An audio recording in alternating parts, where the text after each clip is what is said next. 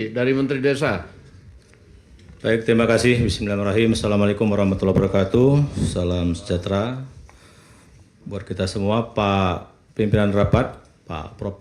Dasko dan kawan-kawan, Pak Cucun dan Pak Saan, para Menteri, para Wakil Menteri, Ibu Ketua Komisi 4, Pak KSP, dan kawan-kawan, terutama dari Konsorsium Pemerawan Agraria, Ibu Dewi Kartika pernah diskusi sama saya panjang lebar di kantor. Kelihatannya senapas Bu apa yang Bu sampaikan tadi.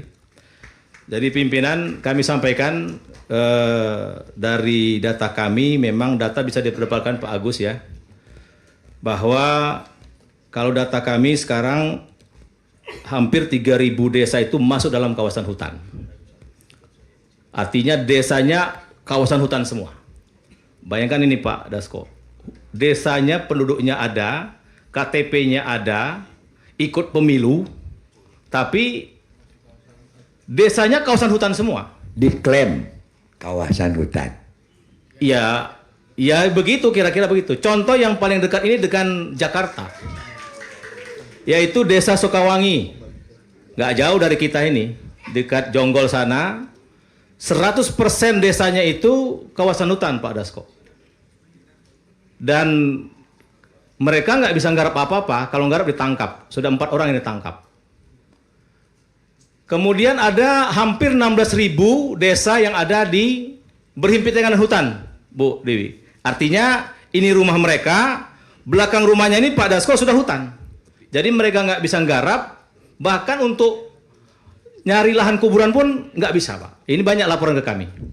Nah, oleh karena itu apa yang disampaikan oleh Bu Sekjen, saya kira senapas dengan kami. Dan yang paling memilukan kita, Bapak Ibu, pimpinan rapat, ada 2 desa sekarang di Bogor, di Kecamatan Sukamakmur, yaitu Desa Sukamulya dan Sukaharja, lagi dilelang Pak Dasko. Desa ini berdiri tahun 1930 sebelum merdeka, tapi ketika tahun 80 ada salah satu perusahaan Gunung Makmur apa itu mengagunkan tanah ke bank.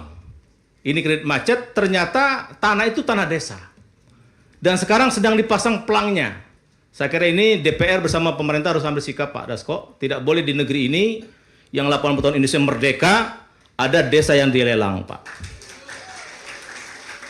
Sekali lagi mereka ikut pemilu, ada KTP-nya dan ada dana desanya Pak Dasko. Jadi dari 680 triliun 10 tahun dana desa itu mereka juga dapat kucuran. Nah, memang yang jadi kendala besar dari hampir 20.000 desa, tapi kalau Pak Agus tadi 25.000 desa, itu bisa kita verifikasi lagi Pak Agus ya. Yang jadi hambatan sekarang, sebagian besar yang di kawasan hutan tadi menjadi desa tertinggal Pak Dasko. Kenapa? Listrik nggak bisa masuk. Karena PLN nggak berani masuk, karena itu kawasan hutan. Ada di Kabupaten Tanah Laut di Kalimantan Selatan, sampai hari ini nggak punya jalan Pak, 2 desa. Kenapa? Dari jalan raya ke menuju desa itu, nah ini Pak, ini kawasan hutan, tidak boleh dibangun. APBD nggak berani masuk, tadi kata Pak Nusron takut dianggap korupsi. APBN juga nggak berani masuk. Nah, termasuk di Lampung tuh, di Pesawaran Pak, di PTPN 7, ada berapa desa sampai sekarang tidak punya jalan desa. Kenapa? Masuk kawasan PTPN. APBD nggak bisa masuk, APBN nggak bisa masuk. Itu di Lampung, di Pesawaran. Ya. Nah, jadi oleh karena itu, menurut kami agenda hari ini yang diinisiasi oleh Prof. Dasko, saya kira sangat strategis, kita selesaikan secara komprehensif ini, dan kami laporkan Pak Pimpinan 16 September kemarin, semua sudah kami paparkan karena kami diundang oleh Komisi 5 untuk rapat kerja khusus membahas desa dalam kawasan hutan. Nah, ini ada kesimpulan rapatnya. Kesimpulan rapatnya itu sepakat Komisi 5 dan Kementerian Desa itu untuk mengeluarkan semua desa yang dalam kawasan hutan itu dikeluarkan dari kawasan hutan, Pak. Karena mereka tidak bisa bersertifikat. Contoh, saya pernah ke Desa Tepian Langsat 8 jam dari Samarinda, saya nginap di situ. Sebelum Indonesia merdeka sudah ada kampung itu, tapi sampai sekarang mereka tidak bisa melakukan sertifikat. Semua di situ masih masuk kawasan hutan. Akhirnya listrik nggak bisa masuk, sinyal nggak ada. Kemudian ya sangat prihatin Pak. Ya, oleh karena itu menurut kami ini mungkin tadi kata Pak Raja Juli Antoni kalau diselesaikan secara masing-masing kementerian mungkin sulit ya kan, karena akan ada tabrakan-tabrakan. Mungkin kami usulkan di forum yang terhormat ini dengan kepiawaian Prof. Dasko, saya kira perlu kita mengambil langkah taktis strategis sehingga terutama desa Pak. Jadi hampir 25 juta orang yang tersasar akibat masuk dalam kawasan hutan ini.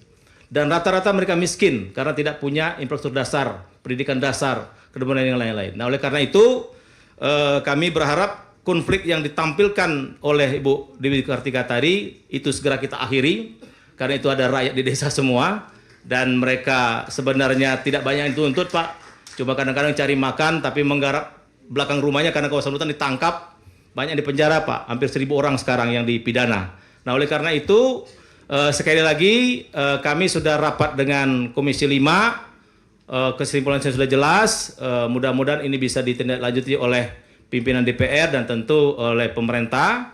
Sehingga nanti akan ada payung hukum, ada produk hukum yang bisa menyelesaikan semua persoalan tentang desa dalam kawasan hutan. Saya kira itu dari kami Pak Prof. Dasko. Insya Allah forum ini akan menjadi legacy kita buat rakyat terutama yang di desa Pak. Insya Allah kalau ini kita selesaikan berarti jumlah desa tertinggal di Indonesia bisa kita hilangkan. Karena sampai sekarang masih ada sekitar 10.000 Pak. Desa tertinggal yang nggak punya listrik, nggak punya PLN, nggak punya sinyal. Bayangkan 80 Indonesia merdeka, kita masih punya seperti itu Pak. Saya kira kewajiban kita yang diberi amanah sekarang untuk menyelesaikan itu semua dan kita bisa kalau ada kemauan dan kita secara bersama-sama. Terima kasih. Wassalamualaikum warahmatullahi wabarakatuh. Baik, terima kasih. Jadi kalau tadi lihat kita dengar ada 2 desa yang mau dilelang. Saya pikir di sini ada pelaksana tugas Kementerian BUMN. Saya pikir itu mungkin bank-bank itu di bawah Himbara. Nanti tolong dicek Pak Doni.